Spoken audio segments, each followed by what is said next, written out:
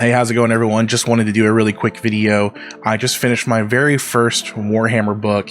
It's Dan Abnett's Horus Rising, the first book in the Horus Heresy series. I'll give you some background first about my history with Warhammer, or where I stand as a Warhammer fan currently, as well as maybe my history as just a reader overall. And then we'll hop into a spoiler-free review, and then I'll give you maybe light spoilers towards the end, and sort of kind of explain how I feel about the characters of this and the themes and all of that stuff. It's kind of hard to delve super into this without giving any spoilers, but I wanted to make sure that those of you who haven't read the book and are kind of interested in dipping your toes in will get a bit of an idea of what Horus Rising was like and what I felt about it if you are considering starting reading Warhammer books. And so for me, as a new Warhammer fan, if you've watched any videos on my channel before, you know that I just played Space Marine 2 last year, as well as I actually just played Space Marine 1 for the first time last year as well. And getting into that, before I hopped into that game, I started watching these lore videos for Warhammer, and I got really interested in this world, and it kind of sucked me in. And so out of nowhere, I became a pretty big Warhammer fan. I'm painting figures. I literally have this section of my desk that is just for painting figures, and I paint stuff other than Warhammer, but that's kind of been what I've been caring about lately and the thing that gets me excited. And so as you start digging into this lore and you start kind of, I don't know, figuring out how much depth there is to this universe, it's really hard to not get drawn to the books or drawn to some sort of long form literature. And so for me, I picked up a couple of different Warhammer books. I have the first Caiaphas Cain Audible or audiobook that I'm listening to currently. I'm almost done with that. Eisenhorn, I have the full omnibus, so all of the Eisenhorn story in one particular book. I read the first short stories, and so now I'm going to start with Xenos, the first book of Eisenhorn. But I decided to pick up Horus Rising because I do think the idea of, okay, well, what is this Horus Heresy? I want to see kind of, you know, maybe the human elements of this story and not just some wide-scaped lore view of the Horus Heresy. And so I picked it up. I wasn't sure if I was going to like it. I will let you know, I am not an avid reader, at least for most of my life. I am not an avid reader. I was a big Harry Potter fan whenever those books first came out. I remember when the first two came out, I would read those while laying in my bed and pretty much read them all through in one sitting. I really enjoyed those, but as of right now, I am not much of a reader. I haven't liked reading for entertainment. I'm much more of a reading for information or education type of person. I like philosophy, theology, things of that nature, and I can spend days reading those books. But in terms of, you know, fantasy or fiction, I've never been much of a reader outside of the Harry Potter stuff. There are some like young adult stuff that I read whenever I was younger, but so this was a challenge for me, I will admit. Hopping into Horus Heresy, Horus Rising, had to stretch some brain muscles to get through it. But with that being said, in terms of my spoiler-free review, I found this book really surprising. It's one of those things of, it was a challenge to get through all of the sort of terminology and the phrasing that we see in this world, like, and all the different words for different technologies that are being used in this world. But as I read and as I kind of went through, all of that stuff sort of, I don't want to say fell in the background. That stuff is all very interesting, but it all became very natural to read. And so what I love about this book is it really kind of follows a handful of different main characters. Obviously, the main one being a character named Loken. I say obviously, if you haven't read it, that's not obvious. But I do think this book,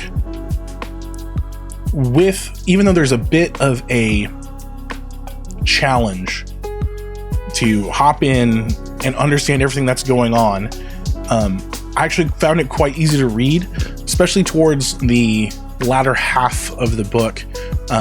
Once it gets to probably Act 2 or Act 3, before it even gets to Act 2, I got kind of hooked. And so the interesting thing is at the very beginning, it kind of hops around and it's kind of hard to follow.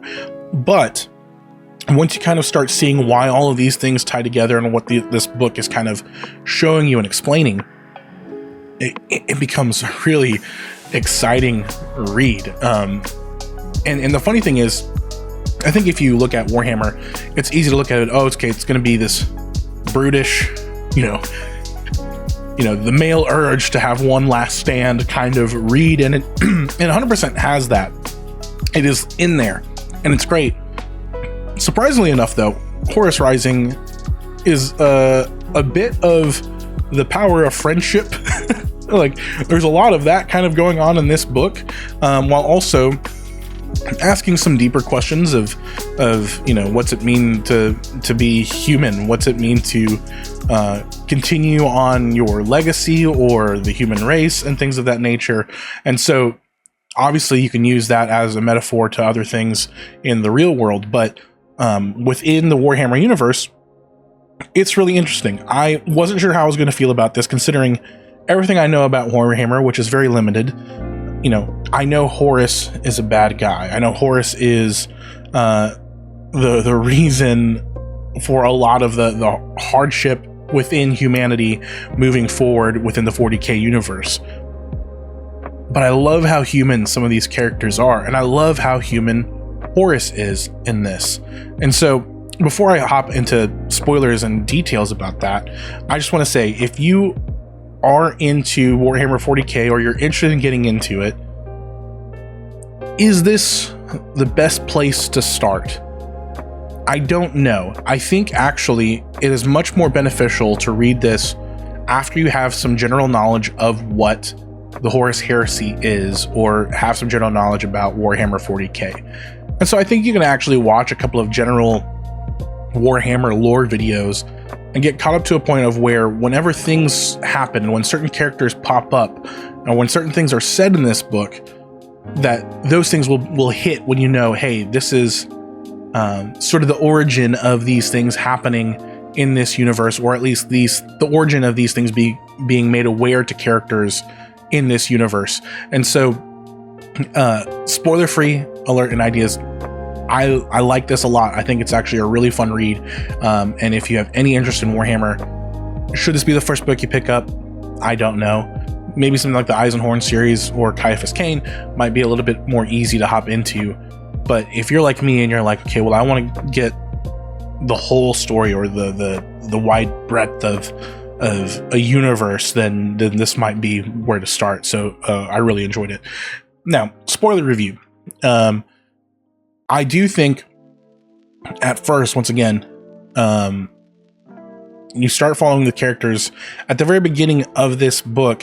It kind of gives you a bait and switch.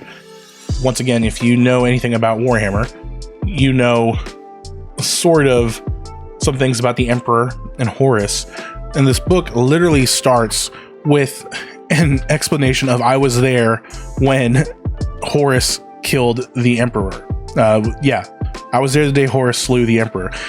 That's a really confusing first thing to read when you have any sort of knowledge of Warhammer. And so that was a bit of a challenge, as well as kind of hopping around between characters once again threw me off. You follow one Loken, and so you're following this Luna Wolf Space Marine, and then you're following some different propagandists, some different journalists, essentially these remembrancers, and then eventually, once we get to Act 2, you start following another group of Space Marines who have the Emperor's children who have landed onto this planet of space spiders. And so all of that stuff was kind of challenging to wrap my head around. But once those characters started moving, and once it established each kind of planet or each kind of setting that everybody was in, it became much easier to follow. Once it became clear, okay, we are on a false Terra, we are on a false world at the very beginning, it became much more clear what is happening there. But I actually grew to like the characters quite a bit. For me, whenever I think of Warhammer, I think of a wide world of space battle, and I think of a wide universe of big things happening, I was really caught off guard with how much I like the individual characters and how human they are. I think Loken is such a fascinating character, a quite human protagonist to kind of sort of follow. And then the big thing is, I love Horus. The way that they humanize him and the way that they show sort of where his heart is when he's kind of going through the last act with the Interrex and trying to not just be, while he's a war master, he's not trying to be a warmonger. He doesn't want to have battles where battles aren't needed. Once again, the challenge there though is, and what I think we'll find out in the coming books, is whether or not that is genuine. Is that actually his heart? Is that actually his intent? Is that what, or is he, as we know, manipulating people for his benefit? We know that he can manipulate people with the best of them. We see that quite often in this book, the way that he uses other people to kind of get what he wants done. And then he does it in such an ingenious way that you kind of see why he is in the position that he is. But once again, I think all of that, the human elements of that, the human elements of Horus, of Loken, Keeler, of all these other Space Marines, as well, and all these other characters, I really found myself enjoying not just that, the human element, but obviously the kind of teases that happen in this book, sort of the teases of the first glimpse for the Space Marines of chaos, or maybe not the first glimpse overall, but the first glimpse for us in this universe of saying, hey, we understand that the idea of chaos is not widely known in this universe. It's only known by a few, and they're trying to keep it quiet because they don't want chaos spreading. And so it is interesting to see how at the end of this, what I do love when you have this conversation with Loken and one of the Interrex guards, and it's this really weird thing of where it starts to become clear who the Interrex is and how they view the Imperium.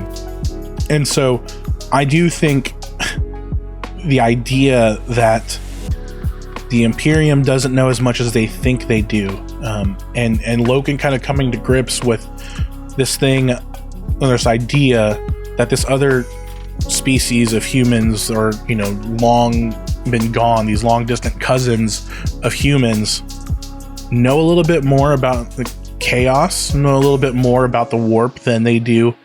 And he realizes there's valuable information there that they have that we can't completely throw away. We shouldn't completely just destroy. And then to see that fall apart and to see that kind of taken away from them, the opportunity to learn from them be removed, was really enthralling. And so as someone who's now finished this book, I remember going back and thinking about, there are times where I was like, okay, we're getting really into the weeds of describing, different planets and different things. And so I felt kind of exhausted from it. But now looking back and finishing it, I grow a much greater appreciation for those details. And honestly, I don't know if I'm going to hop straight into False Gods. I have the second book in the series already, and the third. I kind of might have a couple of other books that I want to read, but Horus Rising is such a great introduction and a great first book for the series, and I'm kind of hooked. Like, I want to read more. I'm going to read more. The question will be when, but for now, I'm so happy as someone who has gotten into Warhammer recently. I love that I actually enjoyed this book and found it to be completely enthralling.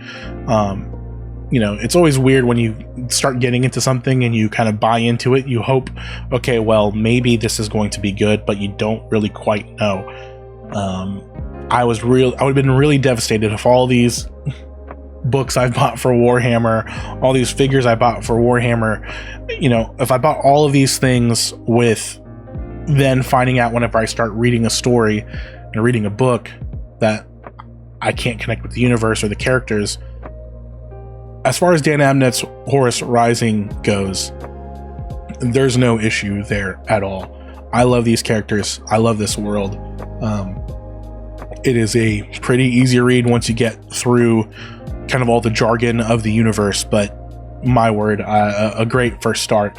So if you are, once again, if you made it this far in this video, you probably know a little bit about Horus Rising and about the Horus Heresy and Warhammer in general. So if you watched this far, you know it's great. And if you have any other recommendations, let me know in the comments. I have a couple of other Warhammer books in. Once again, I still have Eisenhorn. I have a couple more of this series. I think I have the, I forget, is it the Avenging Sun series? I have the first 2 books for that as well. But I don't know. And maybe if it's not Warhammer stuff, if you have other recommendations, let me know. I'm trying to read a little bit more this year. And this was a great way to start the year. So yeah, thanks for watching. That's it. Take it easy.